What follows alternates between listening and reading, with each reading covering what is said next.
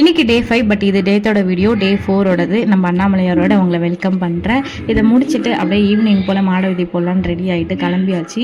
எங்கள் ஊரோட அப்படி இருக்குன்ற மாதிரி கூட்டமே இல்லாமல் இருந்தது அதிசயமாக. அப்படியே போகிற வழியில் இந்த கரும்புல குழந்தை தூக்கிட்டு இருந்தாங்க. குழந்தை இல்லாதவங்கள அந்த மாதிரி வேண்டிட்டு குழந்தை பிறந்ததுக்கப்புறமா அது வந்து குழந்தைய அந்த தொட்டிலில் போட்டு மாடவதி சுற்றி வருவாங்க.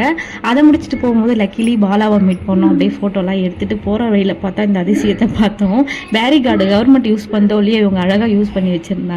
அது முடிச்சுட்டு வீட்டுக்கு போய் ஃப்ரெஷ் அப் ஆகிட்டு அகைன் ஈவினிங் வந்து கோவில் கிளம்பியா. தீபம் டைம் வந்தாலே எங்கள் ஊர் கோவிலில் கண்டிப்பாக கிளாசிக்கல் டான்ஸ் இருக்கும். அதுவும் இந்த பொண்ணு ரொம்ப அழகாக பெர்ஃபார்ம் பண்ணாங்க. எனக்கு ரொம்ப பிடிக்கும் கிளாசிக்கல். உங்களுக்கு பிடிக்குமான்னு சொல்லுங்கள்.